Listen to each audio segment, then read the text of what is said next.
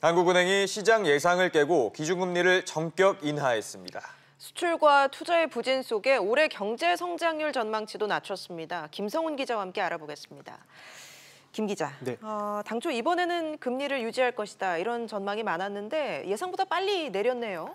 네, 어제 한국은행은 금융통화위원회를 열고 연 1.7%인 기준금리를 0.25% 낮춘 1.5%로 결정했습니다. 한은이 기준금리를 인하한 것은 2016년 6월 이후 3년 1개월 만입니다. 기준금리는 2017년 11월과 지난해 11월에 0.25%포인트씩 인상됐었는데요. 8개월 만에 흐름이 바뀌게 됐습니다. 금융권에서는 이달에는 금리를 동결하고 다음 달 금리를 낮출 것이란 전망이 우세했는데요. 하지만 한은은 시장 예상을 깨고 선제적으로 긴축해서 완화로 돌아섰습니다. 네, 한은이 이렇게 전격적으로 금리를 인하한 이유는 뭡니까? 네, 한은이 예상보다 금리 인하 시점을 앞당긴 것은 우리 경기 부진이 생각보다 심각하다고 받아들인 결과로 보입니다. 예. 미중 무역 분쟁이 이어지고 있고 일본 수출 규제 문제까지 겹치면서 경기 하강 속도가 예상보다 빨라지고 있다고 판단한 것으로 보입니다. 이주열 총재는 금리를 낮춰 정책 여력이 그만큼 줄어들긴 했지만 경제 상황에 따라 대응할 여력을 갖고 있다며 연내 추가 금리 인하 가능성도 언급했습니다. 네, 금리뿐 아니라 경제 성장률 전망치도 낮췄죠. 네, 한은은 올해 경제 성장률을 2.2%로 전망했는데요. 지난 4월 전망치 2.5%보다 0.3%포인트 크게 낮췄습니다. 글로벌 금융위기 직후인 2009년의 0.8% 이후 10년 만에 가장 낮은 수치입니다.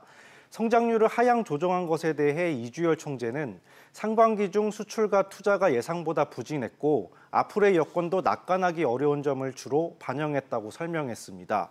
좀 부문별로 살펴보면 설비 투자는 전년 대비 5.5% 마이너스 성장률을 예상했고 수출 증가율은 0.6%, 소비자 물가 상승률은 0.7%에 그칠 것으로 전망했습니다. 예. 한은은 앞선 발표들에서는 하반기에 점차 경기가 회복될 것이라는 기대를 드러냈었는데요.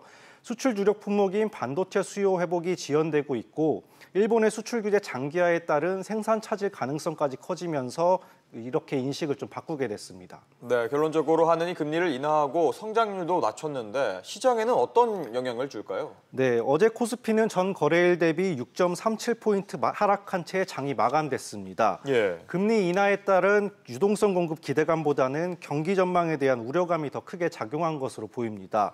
또 금리가 인하되면서 부동산 시장에 미칠 영향에도 관심이 쏠리는데요. 보통 금리 인하는 부동산 시장에 활기를 불어넣는 요인으로 꼽힙니다. 하지만 이번 금리 인하가 당장 집값에 미치는 영향은 제한적일 것이라는 전망이 많습니다.